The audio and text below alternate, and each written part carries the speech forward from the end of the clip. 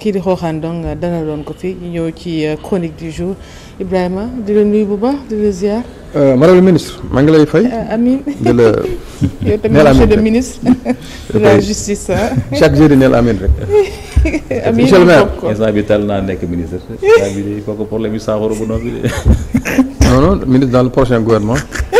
yàlla yëpp saafara dans le prochain remaniement. ma espère que remaniement du am quoi. non remaniement moom ala kulli haal dina am ci condition yii wala dina am ci dans 1 an dans 2 ans wala dans 6 mois. remaniement moom ala kulli haal day am. donc di nuyu aussi ki nga xam ne moom mooy suñu grand Pape Amadou Fall. li fiy jógee donc je pense que acteurs politiques yi. message lii nga xam ne moom la terminé. ak rongoñ yi ak yooyu donc vraiment c'est un message pour eux. ak ñi nga xam les acteurs politiques ak ñi nga xam ne les médiateurs sociaux. donc képp koo xam ne war na ci wax wala war na ci sol ay dàllam donc na ci gaaw. parce que liy tax ba mag di jooy moom rek moo ko xam. mais mën nañ imaginer aussi que li muy xalaat moo xóot quoi. di nuyu aussi les deux Babacar di nuyu waa régie di nuyu mboolem ñi nga xam ne ñu ngi ñuy suivre actuellement. voilà di nuyu ñëpp. Ibrahima ñu tàmbale ko actualité judiciaire ak politique bi nga xamante ne lii di crise bi am ci coalition Diomaye président marqué na ko waaye tamit ab éventualité révision bu procès Mame Mbaye Niang Ousmane Sonko ak lii di libération avortée bu chroniqueur bi di Badara Gadiaga lan mooy implication ci wàllu justice ak ci wàllu mbirum juridique ci lii di mbir yooyu.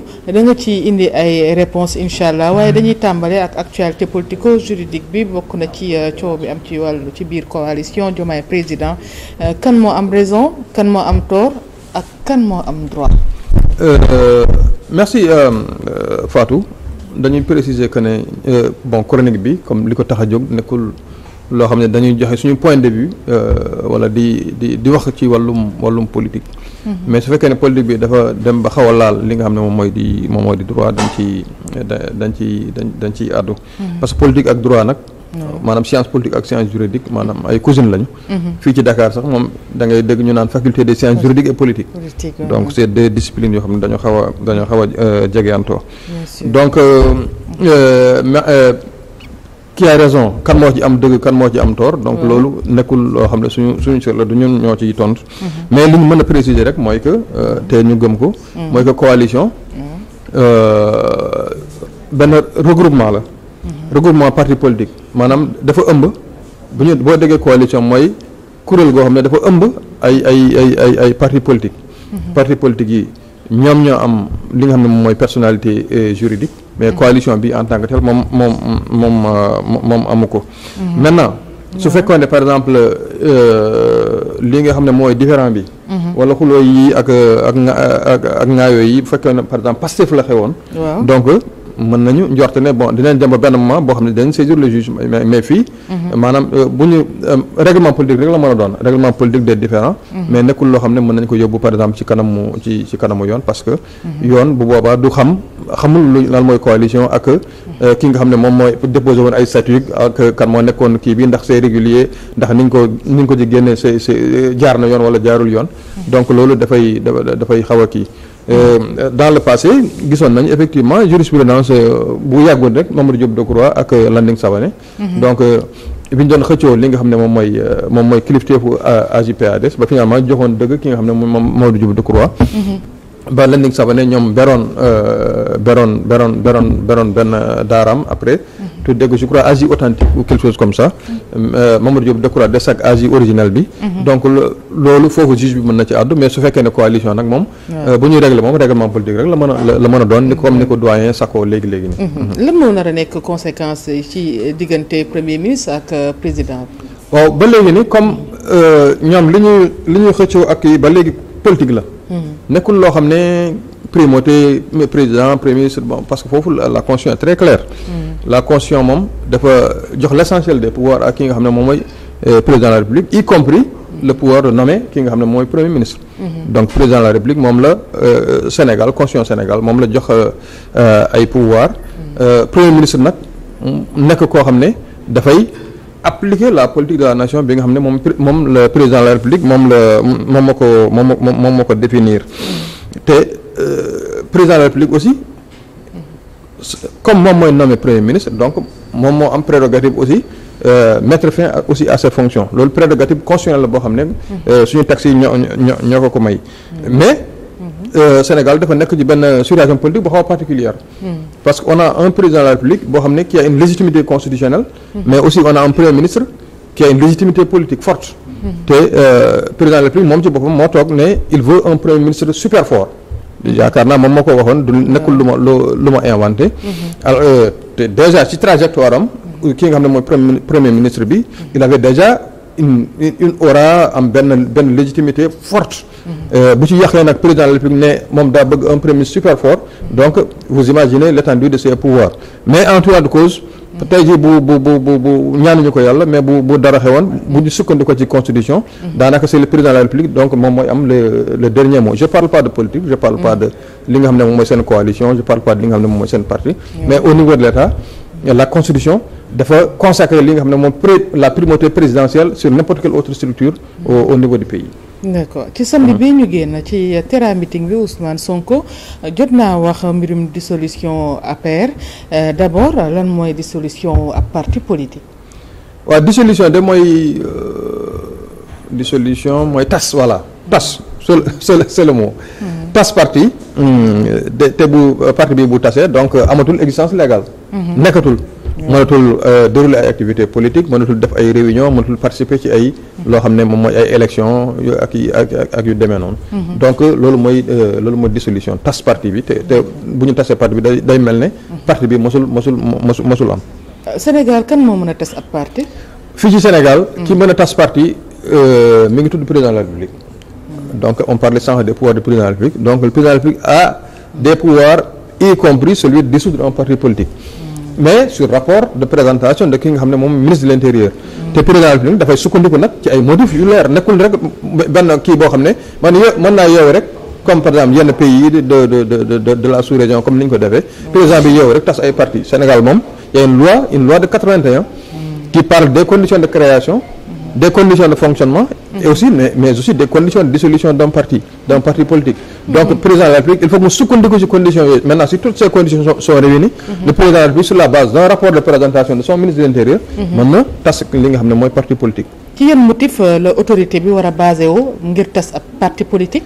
waaw motif yooyu xaw na bëri mais mën nañ ci lim rek bon par exemple bu fekkee ne dafa am atteinte à l'intégrité nationale à l'unité nationale à l'intégrité du territoire ak à la sûreté de l'État su fekkee ne par exemple dafa dem di jël ay ngànnaay pour opposer wu à li nga xam ne moom mooy pouvoir bi wala su fekkee ne par exemple dafay woote benn région par exemple jël indépendance am wala su fekkee ne moom dafa basé wu ci ay loo xam ne comme par exemple ay wàllum religion ay wàllum waaso wàllum xeet ak affaire yooyu donc yooyu président de la République mën na ci basé wu pour tas boobu parti bu fekkee ne moom yooyu noonu nga xam ne loi daf ko tere yooyu noonu lay woote. ban procédure nag la ñu war a suivre ngir dissoudre ab parti. waaw procédure bi donte c'est pas obligatoire nag kii nga xam ne moom ministre de l'Intérieur dafay adresse déjà une mise en demeure. mise en demeure mooy lii ngay def nii kat bon boo ko bàyyiwul yoon mën naa dal sa kaw. donc maintenant nit ki jéem a jubbantiku ba nga xam ne wala parti bi jéem a jubbantiku ba nekkaat sur la voie mais bu fekkee ne nag dafa récidiver ba nga xam ne wala dafa persister ci yoon bi nga xam ne moom la nekkoon donc président de la République am na possibilité dissoudre ko donc sur la base comme je l'ai dit d'un rapport du ministre de l'Intérieur. ndax parti bi ñu dissoudre mën na contester décision bi ñu mën a jël. waaw effectivement on est dans le cadre d'un état de droit je disais sànq que président de la République lu am doole lu mu bëri doole yoon moo ko tënk. gis nañu ay yoon président de la République jël décret bi dem ñu yóbbu ko tribunal daxal ko. donc loolu moom depuis jamonoy Senghor ba léegi nii Abdou Diouf am na ko Abdoulaye Wade Macky Sall dañuy signé ay décret bi dem ñu yóbbu ko fi nga xam ne moom mooy Cour suprême ñu gàntal ko donc fii la chambre compétente c'est la chambre administrative de la Cour suprême en recours pour excès de pouvoir su fekkee ne da ngaa jàpp ne président de la République motif yi mu invoqué pour dissoudre sa parti yow d'accord ci donc mën nga exercer un recours pour excès de pouvoir dans un délai de 2 mois à compter de la notification de la décision wala de sa publication maanaam bi ñu ko siiwalee rek donc mën nga décompter 2 mois yi bu jàllee nag moom mënatoo def dara mais pendant ce délai de 2 mois là mën nga saisir la chambre administrative de la Cour suprême en recours pour excès de pouvoir booba comment dire juge bi day apprécier mu gantal ko wala mu jox dëgg ki nga xam ne mooy président de la République donc voilà après ñu appliquer li nga xam ne mooy acte administratif bi. d'accord yan conséquences la ab dissolution mën a am. sànq junj nañ ko donc bu parti bi bu ñu ko dissoudre amatul personnalité juridique. donc bu amatul personnalité juridique mënatoo def yenn actes yi mënatoo participer ay élections mënatoo def ay réunions mënatoo def ay rencontres politiques mënatoo def yenn activités yi. donc sa structure yi nga xam ne locale nationale ay permanence ak affaire yooyu dañ leen war a tëj. ak li nga xam ne say responsable lañu amatuñu benn cër par exemple di dem ñu leen di inviter par exemple sur le plateau de Walf TV ñuy wax au nom de ce parti parce que ce parti là il a été dissous. nag membre yi mën nañoo créer ak parti bu bees. ginnaaw waaw effectivement mën nañu ñi nga xam ne ñoom ñoo bokkoon ci benn parti bu ñu tas. mën nañ créer beneen parti mais à condition. que ñu bañ a defaat li nga xam ne moom moo taxoon ñu dissoudre parti bi ñu bokkoon.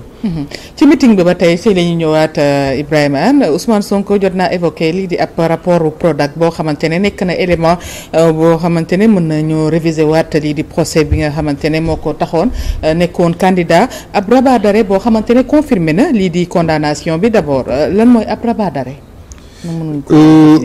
rabat d'arrêt benn procédure la boo xam ne yoon Sénégal moom moo ko prévoir bu fekkee ne yow da ngaa jàpp ne dafa am benn erreur matérielle vraiment qui a affecté la procédure ba nga xam ne juge bi am benn taxawaay boo xam ne yow jàpp nga ne taxawaay boobu nekkul bu jaar ci yoon donc loolu mën nga saisir li nga xam ne moom mooy Cour suprême donc amoon na fii bu yàggul donc c'est avec Ousmane Sonko dans un temps plus ou moins long avec Khalifa Sall donc loolu moo taxoon finalement mënu woon sax participer ci élection 2019 donc loolu mooy li nga xam ne moom mooy rabat d'arrêt. yan mooy conséquences yi mën a am ci ab rabat d'arrêt. bu rabat d'arrêt bi bu fekkee ne kii nañ ko rejeté wuñ ko donc rabat d'arrêt bi mën na tax ñu suspendre li nga xam ne moom exécution décision bi mën na modifier li nga xam ne moom mooy décision tout comme mën na ko annuler purement et simplement donc rabat d'arrêt su fekkee ne vraiment toutes les conditions sont réunies pour dire que la procédure là elle n'a pas été bien appliquée wala la loi n'a pas été bien appliquée ak yooyu donc mën nañu annuler purement et simplement li nga xam ne moom mooy décision bi. lan mooy donc différence ci diggante rabat d'arrêt ak lii di révision procès. donc maa ngi la doon wax sànq rabat d'arrêt que ne dafa am benn erreur matérielle ou de procédure boo xam ne dafa affecter décision bi alors que dans le cadre de la révision d'un procès c'est un élément nouveau maanaam da nga jàpp ne élément bii kat juge bi bi muy àtte yore ko woon tel élément de dossier wala tel preuve wala tel fait nouveau boo xam ne bi ñuy juger mbir mi donc nekku fa woon donc tey ji jàpp naa ne moom waa ji peut-être moom moo koy wax ne jàpp naa ne tey ji juge bi tey ji bu ko jotoon amaana dina am beneen taxawaay donc loolu mooy indi li nga xam ne moom mooy révision de procès donc il faut que mu am un élément nouveau des faits nouveaux wala ay de nouvelles preuves yoo xam ne qui sont susceptibles de faire réouvrir le procès. waaw Ibrahima dañuy jeexale ak mbirum Badara Gadiaga ginnaaw ba mu amee ab liberté provisoire assortie ab port de bracelet électronique lan la juge bi décidé ci mbir moomu. waaw juge bi barka démb dafa accordé woon liberté provisoire ak maanaam liberté provisoire nag boo xam ne dafa assorti maanaam ñu takkal ko benn lam bracelet électronique bi loolu la juge bi décidé woon donc loolu dafay signifier li muy wund mooy que procédure bi jeexul donc nit ki mën na des këram peut-être amaana sax mën na def ay soxlaam ak bracelet électronique bu fekkee ne gêné wu ko donc mais yoon dafay wóyal di def liggéeyam ba nga xam ne ba finalement après day dem jugement wala dañ koy defal non-lieu wala yu demee noonu. pourquoi mu nekk prison ba tey malgré liberté provisoire boobu. bon li tax ñu téye ko nag donc waxoon nañ ko semaine dernière mooy ça c'est le pouvoir du procureur parce que le procureur bu fekkee ne dafa opposé wu daa def maanaam dafa interjeté appel. bu interjeté appel rek il a un délai de 3 jours bu interjeté appel rek nit ki dañ koy maintenir en détention waaw donc loolu la maintenant su fekkee ne procureur dafa toog ne ba 3 jours yi jàll te saisirul li nga xam ne mooy juge d'appel bi. donc amaana kon instant yi génn na mais comme dafa il a profité de son délai de 3 jours là pour saisir ki nga xam ne mooy juge d'appel bi. donc ki nga xam ne loi bi moo ne donc bu procureur interjeté appel nit ki dañ koy téyeegum. amati na solo Ibrahima di la jaajëfal rek ci actualité politico judiciaire tey. waaw ñoom ñoo yéen nee nga ay cousin lañ. merci madame la ministre. Amin jërëjëf Ibrahima professeur Ibrahima Anne jërëjëf Seydina Omar Ba ci actualité bi waaye tamit di la jaajëfal ci coordination émission bi di jaajëfal